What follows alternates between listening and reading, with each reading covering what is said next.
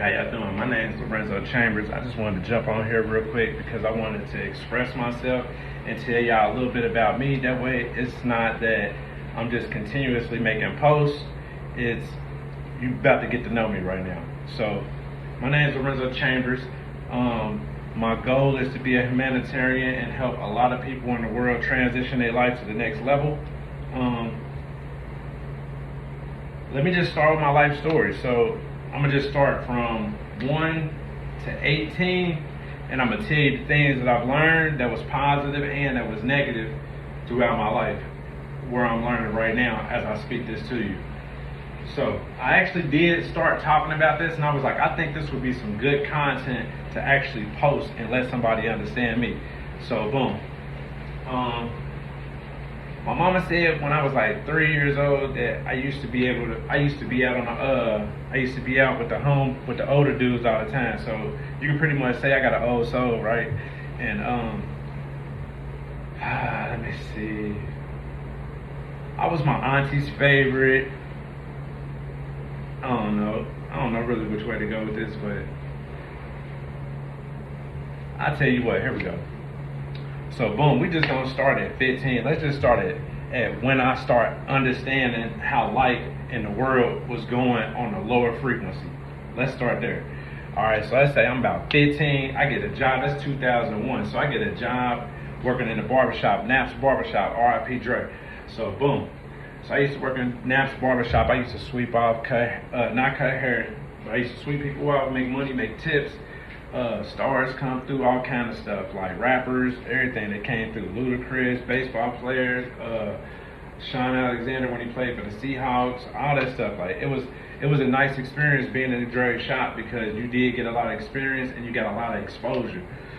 Boom. So moving forward, let's see. How I want to go with this. Where my life turned at. All right. So where my life turned at was. I feel like my life turned once I was able to smoke weed with my mom's boyfriend. Boom. So when I used to smoke weed with him, we used to go out to the Saab, the maroon Saab. We'd sit in the back parking lot. He'd roll up, and one day I walked out there because I used to always just catch him smoking cigarettes. I used to be like, man, forget them. I want to catch him smoking that weed. So then one day I finally caught him smoking some weed, and he let me smoke with him. Boom. So every night when my mama go to work, she worked night shift at the time. So every night when she go to work, we smoking. Boom. So that used to be a routine for a minute. And then one day I went outside because I was young and I was not trying to miss a smoke session. I ain't gonna lie, because I was a young boy, so I ain't got no weed, I ain't got nothing. Like, so one day I go out there and I'm like creeping up to the car because that's me. I'm always like trying to creep up on a bug. And I remember the car just being smoky as hell. Like, I'm like, dang, that shit don't be smoky like that when we smoking weed. Like, when he smoked with me, like, he must got a fat blunt. So, boom. I knock on the window. He gets spooked, like, look over at me, like he's sitting in the car. So he look over at me, so I'm like, I caught your butt. I caught you, because I wasn't cussing then. So I was like, caught your butt. So he started laughing and stuff. So I'm like, he's like, get in. So I get in, and I'm like, dang, what's this? Like, this is some new weed. See, at the time, it wasn't no gas or nothing like that. It was weed. So I'm like, oh, nah, it was like, this is some good dro. So, boom. He was like, nah, this ain't dro. So I'm like, what is this? He's like, this is what the ballers, people be making money and stuff do. Like, Dre don't do it at the shop, but other motherfuckers be doing it and shit. Like, so I was like, shit, well, if that's the case, let me do it. Because I was always looking up to the niggas who was on the blocks anyway. So boom, I'm hitting this stuff. As soon as I hit it, I knew I liked it. It smelled sweet. It was crack cocaine, what it was, mixed with Newports that he used to call Sigamos. But he also used to just say, let's just call it candy. So we used to call it candy. So nigga, fast forward, eventually I just started like finding every time I get $20 in tips, I'm going straight around the corner to the dope boys, telling them I need a 20 dub because I'm about to go flip it. Really, I'm about to go smoke a little bit, wash up, go back in the shop, make some more money, make $40, then go get a 40 pack. Now I got enough to get high for the rest of the night. So I go to school the next day, skip school, get high on the pack, and then go home like I went to school, like all that crazy stuff. So boom, that progressed really bad. I started robbing things. I started getting robbed for the people who I robbed. One time I got pistol whipped over. They thought I was trying to take their pack. I never did that, but I seen them years later in prison, and we made amends. But yeah, that was crazy, dog. And actually, yeah, it was crazy because the motherfuckers who pulled up, they didn't even know who I was in the dark, because it was like dark time. It was up under some trees, so they didn't know who I was. But anyway, fast forward, so boom, I ended up getting my mouth split open, my teeth knocked out. Staples in my head. But that was a beautiful learning experience because it taught me if I'm gonna be dealing with somebody and they stuff, and I'm supposed to get them some money. The situation was that somebody banged on the door real hard. Boom, boom, boom, boom, boom. So we thought it was police. So they made me take off running out the back. So then the mug who I was hollering at told his people that I took off with his shit, and that was never the case. That's what it was. But anyway, just to clear that up, just in case anybody ever come back and remember and be like, damn, that's what really happened? That's what really happened. Well, I ain't even gonna purpose it. But it don't matter anyway. So then I started selling drugs, trying to provide for my habit, and that wasn't going right, because how can you gonna be trying to move the pack while you in the pack? Like, that never works. Like, I don't give a fuck who tries to tell you this shit work, this shit don't work. So you might as well just do this shit. Unless you're really doing it just to keep it coming. But then guess what's gonna happen? You're gonna get so caught up in your addiction that then you ain't even gonna be able to keep it coming, because you're gonna go all out one time. So just leave that shit alone. You see that? Spirit did that straight right there. Leave that alone. Cut it out. Anyway, moving forward, that's what I was doing. I was getting high. I was selling drugs. I was robbing people. I was breaking in houses. I was doing all kind of stupid stuff when I was young. But you gotta think, I was 15, 16, 17. Yeah, like, and then finally at 17, I cleared up. Because I kept going to jail, going to juvenile. So I was like, you know what, this time when I get out, I'm just gonna sell that shit. I ain't about to do nothing. Boom, so I got out. I ended up started messing with this girl. Next thing you know, I started peeping. She was messing with my plug. Like, this is gonna be, listen, you're gonna notice that's gonna be a story that's been happening to me for a long time. But anyway, so yeah, she was messing with my plug. So boom, I ended up going to jail over her, coming out, boom, because they drugged me, is what it was. No, they didn't drug me. I went down here and went and got some pills. Dude told me there was one kind of pills, they wasn't that. And I took them. I thought they was footballs. And they was oxy. It was oxy 40. It was 2 oxy 40s is what it was. So I took 2 oxy 40s, boom. And my face swelled up, and I was delusional. Like, I really couldn't remember anything, and I ended up just like blooping out on the chick, like, dang, because I remember coming in the house, putting my money up, and when I went in there, it was like, my money was gone. Then when I went and looked in the mirror, my face was swelled up. Like, literally like the Professor Clump. Like, half my face was literally swollen. Like, boom. So I'm like, dang, did she like have somebody beat me up or something? And my money's gone? Like, this is crazy. So boom.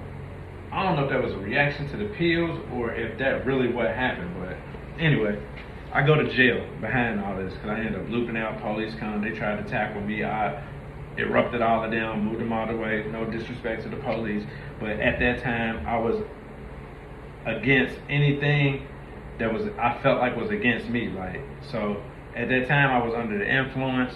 They ended up trying to hit me with resisting arrest, hurting them and all of that, but they come to find out I was under intoxication, which I did. I was under intoxication, so I ended up going to jail, getting out on my 18th birthday. First thing my mom tell me is, don't go back and mess with that girl.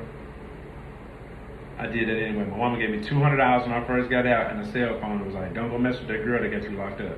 I went straight down to her house. As soon as my mama gave me that phone, she drove out that parking lot. Boom, went down there, because I was like, dang, why she was writing me, and then she just stopped writing me. Like, so, and you live right here, and you could have came and visited me. So literally, the jail's here, she lived literally right here. Like, it was like literally like that. So, boom. I go down to her crib. She don't answer the door, so I go. Her dad answered the door. Her dad's smoking crack now. When I was there, her dad was smoking crack. He was recovering. He was doing good. I left. Her dad smoking crack. Boom. He let me in the house. One of my old friends in there cooking crack on the stove. One of my partners that I was cool with, he was in there. So I'm like, damn, like I went to jail for 42 days and got out, and this done turned into a motherfucking trap spot. I was like, fuck it. Well, then that's when I ended up doing in this mug. So I never ended up doing it. Let me just clarify that. I didn't end up doing it because when she pulled up with my plug. Like my plug was dropping her off while I was sitting in the house, and it was like, damn. So when she came in the house, she didn't know I was in there. Because at that time, I had no car. So when she came in the house, I'm like, damn, what you just getting dropped off by what's the name for? She was like, huh? What are you talking about? And I was like, you just got out of the car. She was like, well, anyway, that shit ended up ending. So I was like, boom, I ain't never coming back. I ain't fucking with you no more. And I stuck to that. Moving forward, after that, I started getting high. I started getting high behind that situation. Like, damn, how that shit just play out like that on me. And me getting high, starting at that moment, I'm fresh out. I was only out for exactly 30 days. I got out on May 16th, which is my birthday. And June 16th, I was locked up for first-degree robbery, all kind of stuff. Physical assault, all kind of stuff I was locked up for. So, and to tell you about that story, how that happened, I had some friends that were selling weed for me at the time. And it was my best friend, and he lived in Dayton, Kentucky. And at that time, black people couldn't be in Dayton at nighttime. So, I used to be like, boom, that's where the weed used to move at, with me being over in the water and shit, like most of the time too, going back and forth from like working and stuff. So let me see. So yeah, I was going back and forth at that time too, because that was when I was on my own pretty much. Because I ended up leaving the house at 15. I ran away because my mama was getting beat up by her boyfriend, and I went up there to try to stop it. And then when I did, she started yelling at me, so I just walked away. So she chased me down the stairs, punched me all in my head and shit, and was like, don't be meddling in grown folks' business. And that was the first time I was like, damn, I'm up here. That was the second time my mom did that to me. I'm sorry to have to rewind back, but let me just go back a little bit. So the first time my mom ever did that to me, that was when I was 15. But the first time my mom ever did it to me, I was 11 years old. I'll never forget it. We lived on Swain Court, and it was like, we had a house on the river and shit. And her boyfriend at the time was putting his hands on her, but it was only because she was calling him out on shit where he was wrong, and he would put his hands on her. Normally it would be the person who's wrong would be trying to hit you. You see what I'm saying? But she was hitting me because she was in the right, and it was because he was cheating. And at that time, I wasn't aware of what cheating was. You see what I'm saying? Because I ended up catching on, 4 years later, 15. So yeah. Because he had women bashing his windows in, leaving notes on the car, how about he got a baby bound. Like, it was all kind of shit he did to my mama. And I'm starting to recognize this, as I told you I was going to notice as I'm coming. So then, let me see, the next thing I ended up realizing was, yeah, I was 11, and he was putting his hands on her, so I went and got a butcher knife. And when I went and got the butcher knife, I pulled the knife on him and said, hey, get your hands off my mama. So he ended up surrendering and end up leaving about the house and bouncing. So my mama like take the knife from me nicely, puts it down. Nah, she takes the knife from me. She takes the knife from me and she puts it down. When she puts it down, she swings on me like, don't you ever motherfucker pull no knife and woo. I'm like, what? I said, how? Like, he was putting his hands on you. And that's like, when I look back on that, it's like, damn, it's kind of messed up. But it is what it is. Let's heal from it. So then let's go ahead and move forward. So I ended up getting locked up for a robbery charge. It was me and my friends. I was fronting them some weed, and they called me and told me that they just got robbed. Remind you, I'm strung out on drugs, but I'm selling drugs at the same time, and I'm selling weed. So at that time, they was selling my weed. I was selling the dope and doing the dope. That was like, that would keep them away from me, and I just had my me time to just get high and just run up on licks and do whatever I did to get high. You see what I'm saying? But I knew I had an income coming over here. So they call me and tell me that they got robbed. So when they tell me they got robbed, I go over there. Boom. Once I get over there, my partner Lewis is there. didn't mean to speak his name, but I mean, he was a. So,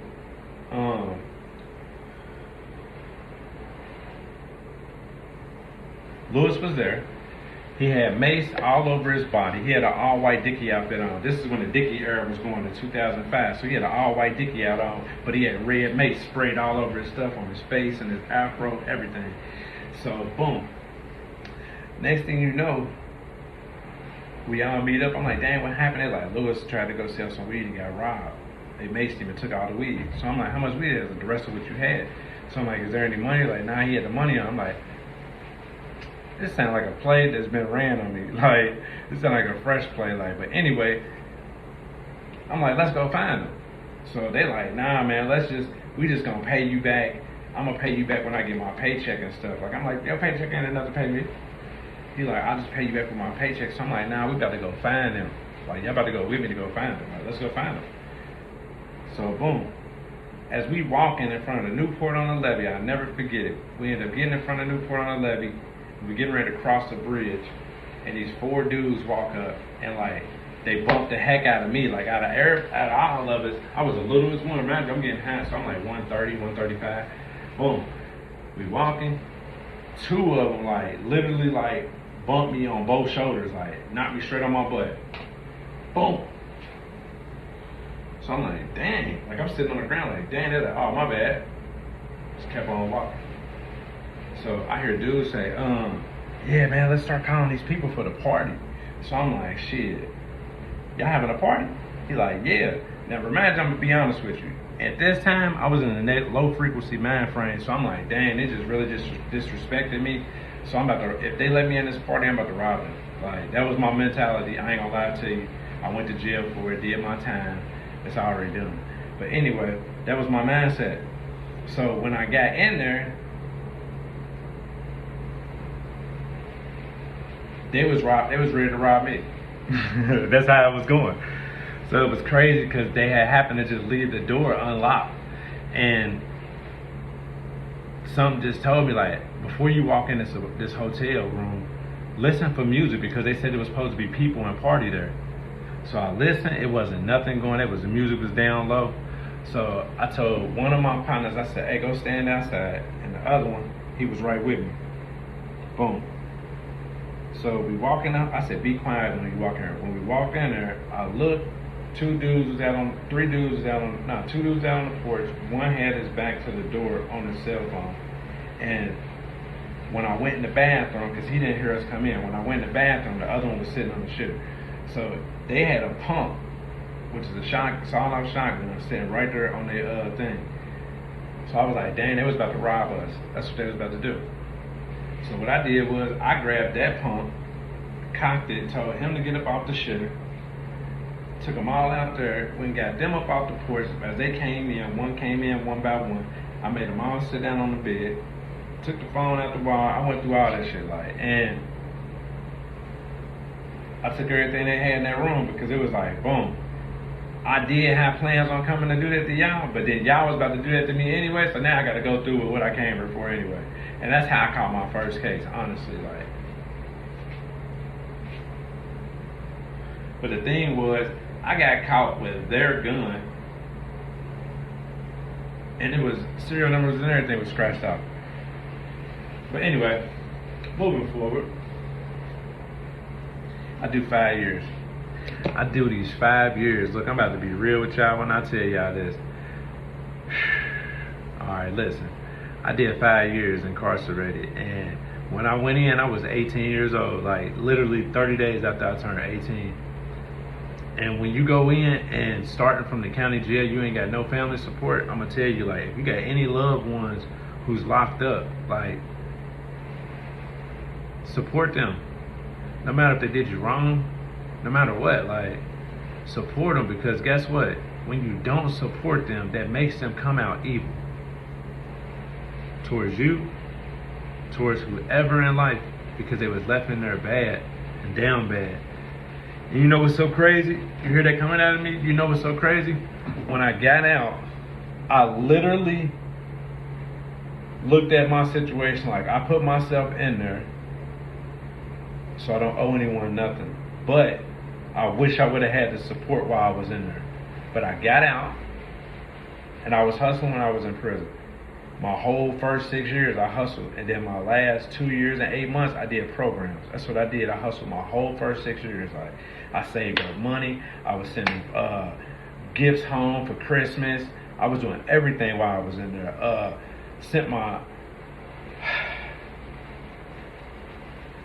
I sent people money, like, and I took care of people while I was in there the best I could while still being able to eat and provide for myself. And you know what? Like, I feel like that's the only thing that ever hurt me that I had to forgive about. Like,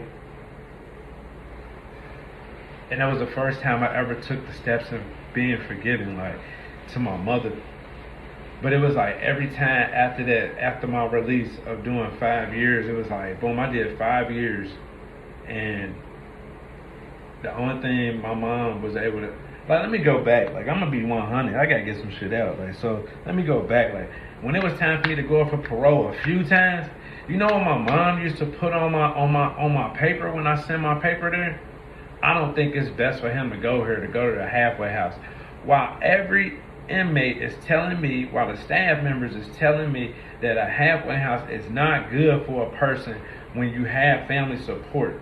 Like, it's not good. A halfway house is only when someone has nowhere to go. Not because you forcefully make them have to go there, because guess what? If they was looking at you in a different light, in a positive light before they got out, and then it come time for them to have to do that, and then you reject it, like, damn, I accepted this shit 3 times when I went up for parole. The last time they served me out, I ended up doing 5 years because I was like, damn. By that time, I was like, you know what? I don't even give a fuck. I'm about to do 5 years, day for day.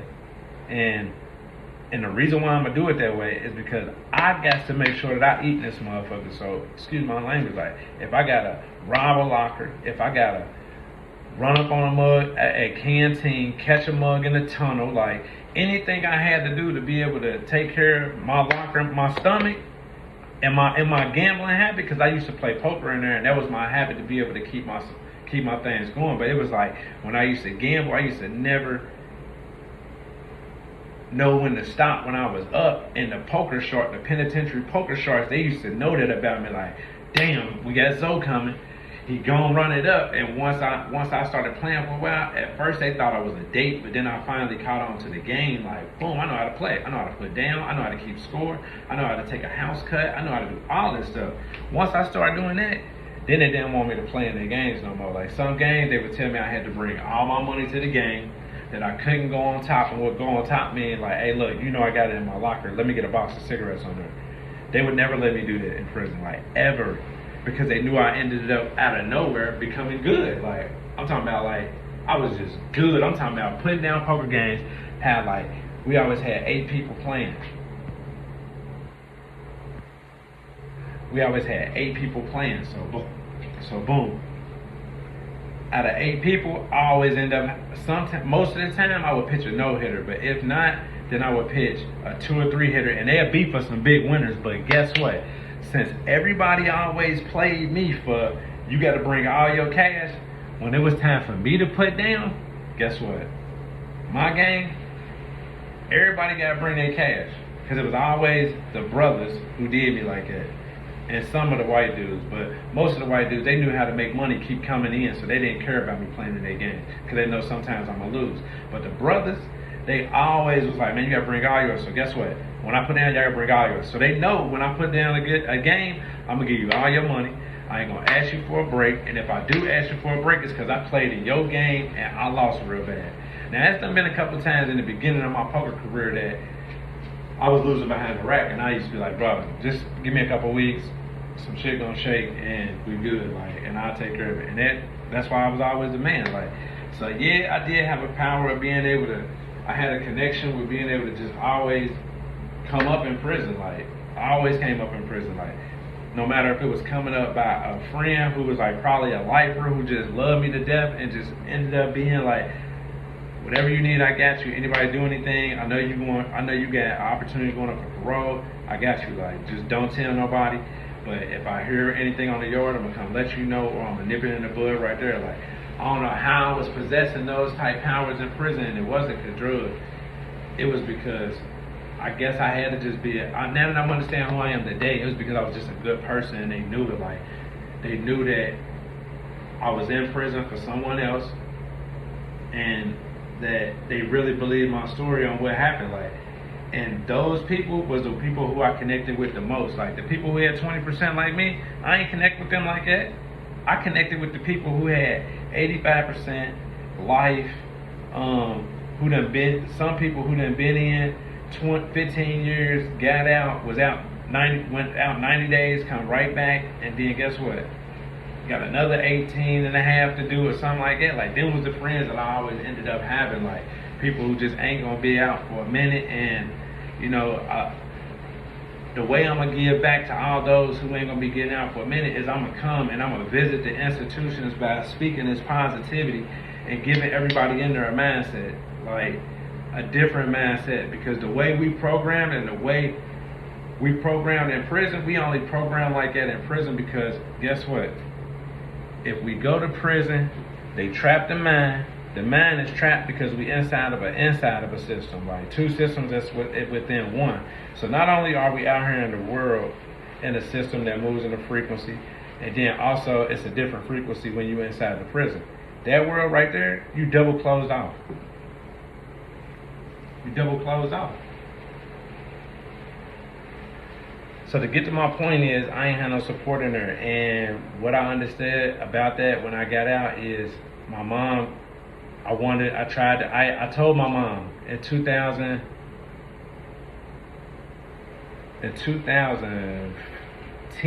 because I did 5 years. So in 2010, I told my mom right before I got out, I said, Mom, I just don't know what it is about Covington. Like,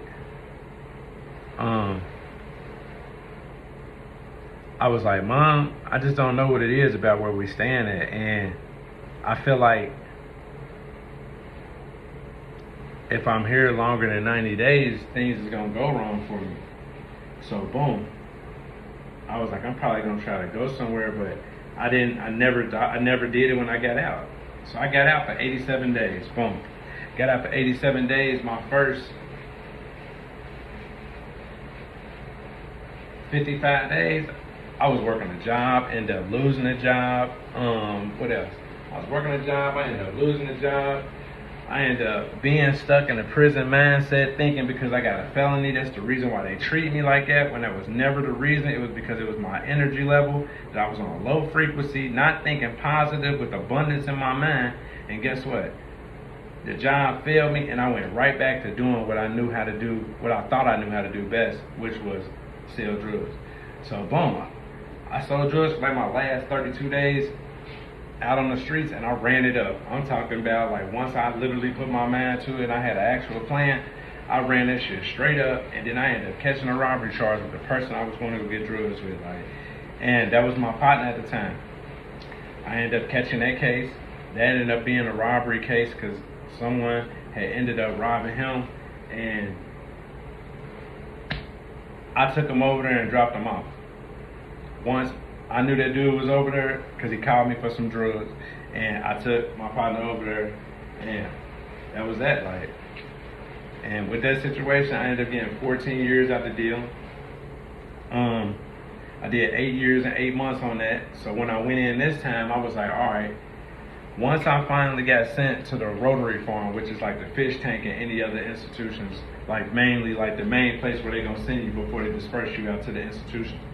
So I went there, and once I started noticing how people was acting, I'm like, dang, they don't act like this in the county jail. So this is like another level of maturity.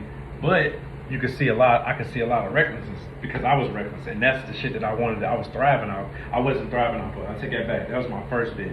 But the second bit, I wasn't thriving off that. So I knew how to do a bit because I started to learn how to hustle the last piece of my 5 years that I did, right? So when I went in this time, I went in with the mentality of, I'm about to hustle, I'm about to make connections inside of here, and I'm about to figure out who's doing what by paying attention to everything. So I guess that's where my gift really developed, on being able to understand people. and figuring things out and where to go, what to do. My intuition, my third eye, all that stuff was open inside prison because I ain't had no choice for everything to be open and be in alignment to make sure I was gonna get up out of there because I was the only one on my ID. All right, bet. That's what the OG used to tell me all the time. He used to be like, young buck, you been running around here so wild. Who gonna ride with you when that one person pulled that knife on you? Who gonna ride with you when that one person tried to hit you with a lock? I'm telling you now. You see that right there on your left side? Because that's where you had to have your ID at. He said, you see that on your left side? And your name tag. I said, yeah. He said, how many people on the ID? I said, just one. He said, that's all you need to be worried about. We're trying to do all the showing out stuff. And when he told me that, I thought about that at the fish tank, and I was like, you know what? This bit got to be different.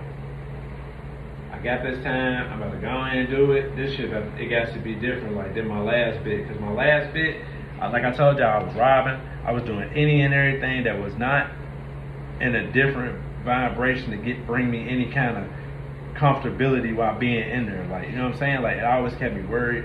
Wondering when a mother gonna run up on me, like, oh, that wild, crazy stuff that's not even meant for us. Like, but it was designed for us, lower frequency entities. Like, that's what it was. That's what it was for. Like, and I was in it. But anyway, let's get back to it. So I made the decision that I wasn't going to be moving reckless, that I was going to be respectful moving throughout this bit, that I'm more mature, that I just literally came in with like, I had like, I ain't going to speak on that. I had so much money and I left my mom so much money, and my mom ended up with a new Benz out of nowhere. Like, she ended up with a new Benz. Like, by the time I got out, she had like a 2009. She was going through Benzes over the time I was locked up. Like, yeah, that shit was crazy. But anyway, all my money ended up disappearing that I left for my mom. Everything I had on the streets was gone. Like, so I was like, all right, I ain't got no money at the Rotary Farm.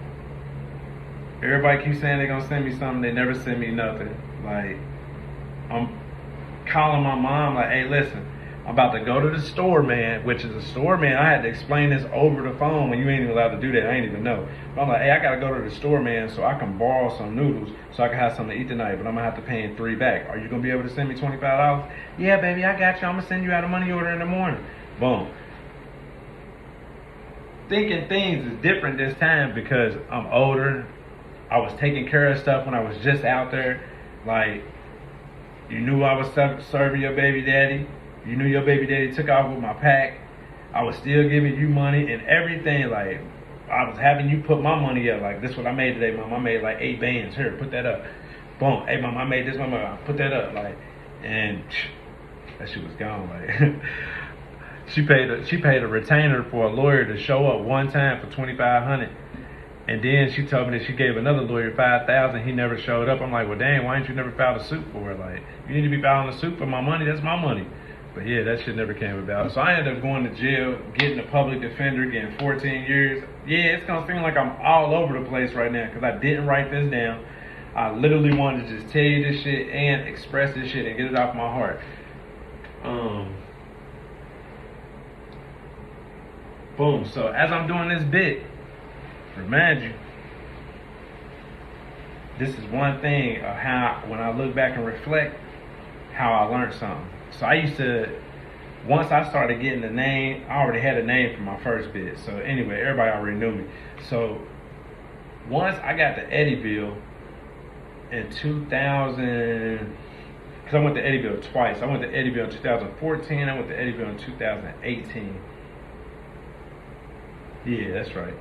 So in 2014, I had came to Eddyville from, I think, like North Point or something like that, from the hole, and they sent me there. Yeah, they sent me there because I ended up, a guard ended up grabbing me by my nuts, and it was sexual harassment, so they had to get me out the institution. So boom, long story short, on that tip, they sent me to Eddyville. I came down there with a whole bunch of tobacco, stamps, noodles, toothpaste, because I was in the hole, and I had friends sending me tobacco to the hole, so I would always be loaded, send them stamps. They keep sending that shit on over to the hole, excuse my language. And boom. and I was loaded. So I was like, I'm just trying to load up before I get to the next institution because I wasn't at this institution to be able to have a locker full. And I knew I needed to be able to provide for myself when I get to the next place, but they never told you where you was going. But I knew it was one of these 3 spots, and they was like 2 medium maxes and like one. The Eddyville at this time was like the major max spot, and then Eastern, and then that was it. It was just Eastern and Eddyville, but Eddyville was a major spot at this time, in 2014. So boom, went down there. They don't know who I am, so I get on the poker table. Ain't been on the table, and like I had did 10.5 months in the hose behind that situation with the police.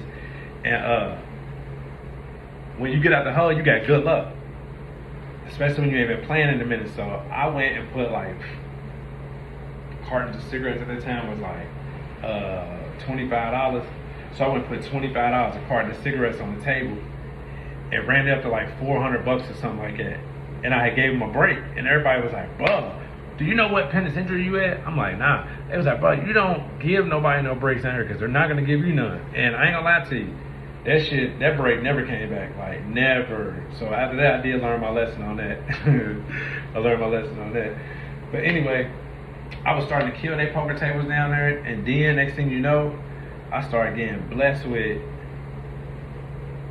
everything. Like, anything you could think of that you can get in penitentiary, I had it in there, like, and I don't know, but it was like by the grace of God, he just made sure that I was provided with that, because every time I would ask to call home and try to get some money, and somebody say they gonna send me some, never get it. I'm talking about, it got to the point where I used to call home and be like, hey, I don't even want no money, mama. Like, literally, can you just really take 10 minutes out your day to go buy a card, sit in your car, go buy a card and a pen at the store, so there's no excuse. I literally used to write her letters and tell her this, and call her and tell her this, like, and just send me a heartfelt letter. Like, I don't even want no money, because by this time I'm established. Like, I got shit in prison. All I need is just, like, I'm getting so many money orders coming through my bean flap that people used to like always be like, man, I wish I had all the money orders coming through, and I used to be like, dang, I wish I had a letter. Like, just one whole week of giving up money orders. I said, matter of fact, my sales so straight, I give up a month of money orders just to get a month of letters. Like, I'll switch you, like, you feel me? But your peoples can't give me no heartfelt letters, so I ain't gonna be able, we can't make that exchange, like. And I used to want this shit so bad, like, I ain't even gonna lie, like, even to this day, out here in society, like, people would ask me, what do I want for Christmas? Guess what I say every time? I just want a heartfelt letter. I just want a card with something heartfelt written in it. Every time. Like, I don't never ask for no money. I don't never say I want some shoes. I don't never say I want a shirt. I want a belt. I don't say I want boxers. Anything of that nature, I'm going to go get that shit. But something that's going to come right here, genuine from the heart, I've been asking everybody that, from my mom all the way down to my child's mom, all the way down. Like, that's all I ever asked for. I don't never ask for nothing else. But anyway, I never received that shit. Fast forward, so I started writing. I ended up learning this game in there. I'm like, bang, you could write people on prison and could possibly find your soulmate. So that was the first thing I did. I jumped on the website. I jumped on there and I put that I didn't mind writing men or women. Either one, I was open to it, because it was like, anyone who wants to show their true colors to me and be real, no matter if they feel like they manipulating and trying to run a game on me, but understand that I'm looking for something, but also I'm looking for somebody to help me too. Like, and that I'm just being all the way real. So when somebody jumps on a website who's out here in society and they writing somebody in prison, they already know in their mind that I'm about to be writing this person and I'm about to have all the controls, especially if they got some money. So after I had been played so many times about people writing me, wanting to just get that real connection of an emotional person who's locked up, that I would always express and do that, and then they'll just bounce. Like, dang, how the heck we having good conversation, you just disappear. Like, and that shit happened to me for years. Like, so a couple of times I had some people ride with me for a minute, and then that shit would just stop.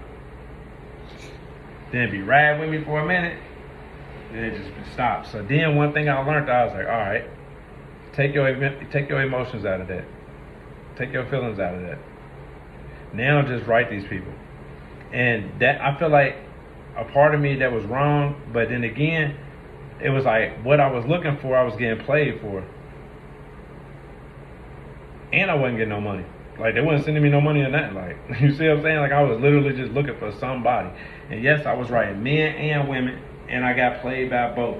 Because I figured if I be genuine and do it that way, then I wasn't nothing wrong with it.